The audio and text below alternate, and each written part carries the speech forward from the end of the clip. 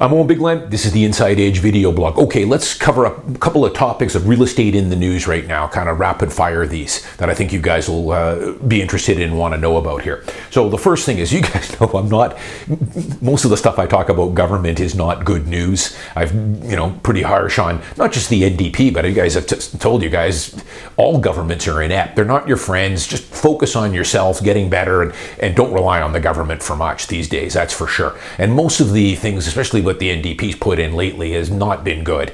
Go back and watch my other blogs about some of the things they've done with the removal of the rental restriction and the flipping tax and the cooling off period and all that other stuff. But hey, I'll give them credit when credit is due, and they've finally come up with something that, hey, makes sense. I can get behind. It's a good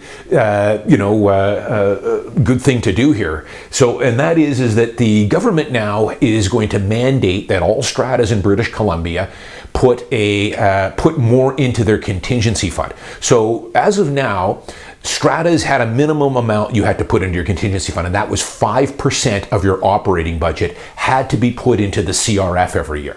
Well, they're now going to raise that to a minimum of 10%. 10% is going to have to go in every year into the Contingency Reserve Fund. So that's good. I can get behind this. I think it's just a good practical thing to do. I've talked many times over the last 10 years on strata fees and maintenance fees and the Contingency Reserve Fund. I can tell you, though, that a lot of the good stratas that I sell in downtown Vancouver or Mount Pleasant or Kitts or in Burnaby or Richmond, most are already putting away 10%, and some are putting away more than that. And that's what you want to see. Sometimes people, I've talked about, you see an elevated maintenance fee, and automatically a lot of buyers think, oh, that's bad, the maintenance fee is high. Well, you've got to do some research on that. Where is the maintenance fees going? Is the building a mess and they're trying to build up a contingency fund because they've got a bunch of levies coming up? Or has a lot of that already been taken care of and they just want to pad the CRF a little bit more for stuff coming down the road 8, 9, 10 years from now? You've got to dig into that and look at the documents. So, my strata that I'm in right now, we probably put away pretty close to about 15%. We've got a healthy contingency fund, and we also use that contingency fund on a pretty regular basis to soften the blow here on things that are coming up. EV charging, we just covered a big chunk of our elevator upgrades out of the CRF. So we've always put away about 15%. A lot of the stratas that I sell in, the good ones, are already putting away 10 or 15%, but some aren't. A lot of them are putting away the absolute bare bones minimum. And where that gets into trouble is they're also neglecting a lot of their maintenance work. And I've told you guys stories about this before, why you want to hire a pro, an experienced realtor on the buying side. You want one on the listing side for sure, but on the buying side, it's just as important. I've told you guys stories about, I know of strata downtown here that I see sold all the time on the MLS. Maybe the actual unit has had a nice upgrade to it, so it's a nice unit inside, but they obviously maybe are not doing their due diligence on the documents, reading the depreciation report. In some cases, they don't have one. They've deferred it, which can be a red flag. But even reading the minutes, how old is the roof? Have the elevators been upgraded? Has the piping been upgraded? What's the situation with the boilers, the parking membrane? That's all in the depreciation report. I'll see these units sell at, let's say, $1,100 a square foot. I know of stratas right in that same neighborhood. Maybe there's nothing for sale in there right now. It's a bit of a waiting game. But when they do come up, sell for almost that same price per square foot. But that strata has had everything done. Major renovation or major exterior remediation work done maybe 8 or 9 years ago, where the owners were levied $80,000 or $90,000 for new windows, new roof, new balconies, exterior upgrades, parkade membranes, elevator upgrades. I mean, 2 elevators can run $1.5 million to overhaul a couple of elevators, including the cars. So you got to do your due diligence on this. So I think bumping this CRF up is a good idea. It is. But keep in mind too, the Contingency Reserve Fund, guys, is not going to solve all your problems for levies. All the CRF is going to do is help soften the blow a little bit. In other words, if you're in a 30-year-old strata and you've got to overhaul 2 elevators for $1.5 million, maybe you take $500,000 out of the contingency fund and levy the owners for the other $1 million. Usually that's how it works. Smaller things, of course, like a new emergency generator for $50K or electric vehicle upgrade infrastructure for $150K, those tend to be taken a lot of times completely out of the CRF. But the big ones, it's not meant to cover those big levies like elevators and roofs and windows and parquet membranes and balconies. But it will help soften the blow. And go back and you can watch blogs I've done on strata fees and everything else. I'm happy with putting away 15% into the CRF, maybe even 20. I don't know if I want to put away any more than that. Some stratas are. I've talked about this. I would rather kind of hang on to some of my money, let the CRF just soften the blow. And when we do need an elevator upgrade, take a little out of the CRF and I'll cut you a check for the difference with a levy, because you're not earning any interest if you're pumping too much into your CRF. And if you sell, you don't get that money back. So I'd rather kind of hang on to my money, invest it, make some return on it, and cut you a check for the levy minus some CRF funds to help soften the blow. One other thing on this topic about government, I like this idea. BCNDP, if you're listening to me, here's an area where you may want to look into, and I know I have a lot of realtors that are going to back me on this. I think that the cost for us realtors to order strata documents through the management companies is getting a little unwielding and a little bit the price gouged on this. And I know a lot of realtors will agree with me on this. When I list a condo for sale, I have to order, the first step for me is to order all the strata documents. I try and order these a good week before I even list the unit so that I've got them in time for my first showing, especially if I'm not familiar with the strata.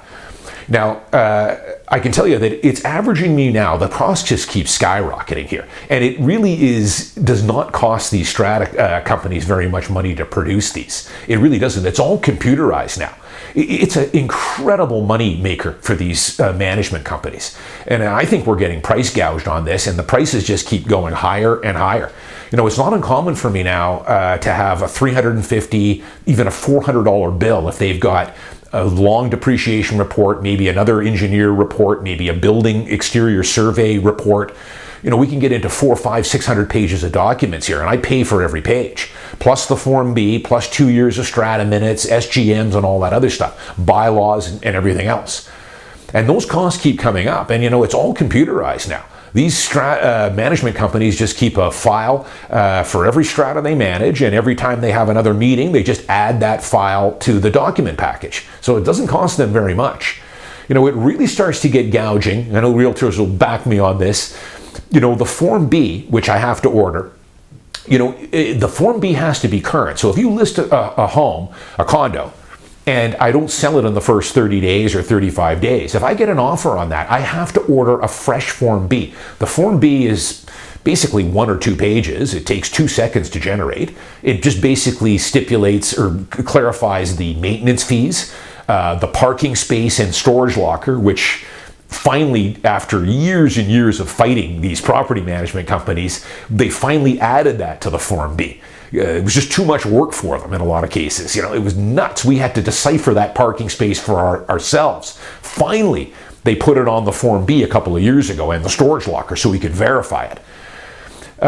That Form B, I have to order another Form B. So let's say I have the listing for 40 days, I get an offer on it. We get an accepted offer with subjects. I've got to order another Form B, and I've got to order it in a rush. I've got to expedite it. This is where they gouge you. I just paid $215 for a Form B to get it in 2 days on an offer I had accepted. $215 for a 2-page document. It's just total gouging. And you see, this is what increases the costs of buying and selling real estate. On that topic, I just want to make sure people too understand that when I list a home, sometimes my sellers will say, "Oh, and I've got all the documents. I've got the minutes. I've been collecting them." And sometimes they've done a pretty good, diligent job of doing that. And they've got the depreciation report and that kind of stuff. They've kept a full file folder on it. I always decline getting those documents, and any good realtor will do the same. You never want to piecemeal together strata documents. As your realtor, I've got a couple of duties here. A, of course, to get you the best price. That's number one. The second priority is to keep you out of legal trouble. So by doing that, I will foot the bill and get the strata documents ordered directly from the management company. I'm going to pay $300, $350, $400, whatever it takes. The seller has to sign an authorization form for me to order them, and I'll get them. This way, it's keeping you out of legal trouble. This way, that if you piecemeal together documents from your seller, if by chance we are missing a key document or an SGM where they talked about putting a new roof, or there was a water leak in the parkade and we, by accident, just omitted that, and this came out later, you could be in trouble. You have not given them all the documents. So this way, by ordering it directly from the source, from the management company, if there is anything missing, it's not on us, it's on the property management company. So you always want to do that. And I can tell sometimes when realtors have kind of piecemealed stuff together and are missing documents. It's a hodgepodge of stuff. You never want to do that. You want to just pay for it, order it direct. But I do think this is an area that I think, we could improve upon a great deal. Is getting and ordering the strata documents. I think the fees are becoming pretty excessive now, and I know a lot of realtors will back me up on that. Final thing here. Report from CMHC came out last week, and this should be no surprise to my longtime viewers here. But of course, it really raised the dander on a lot of people here in Vancouver, and it had to do with the huge difference in what currently tenanted properties, the average 1-bedroom or 2-bedroom condo is currently rented at. So the ones that are currently tenanted compared to what the asking price is now on vacant condos. So of course it is. So it's quite wild here. I mean, the vacant asking price, the average vacant asking price in Vancouver and they don't really get into, this would probably be a 1-bed, is $2,534 per month.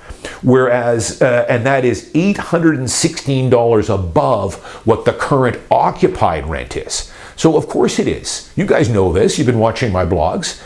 This is NDP. This is putting a 2-year rent freeze for 2 years where landlords could not raise the rent at all. Then in 2021, giving us a 1.5% allowable increase, and this year giving us 2.5%, even though our expenses are up double digits.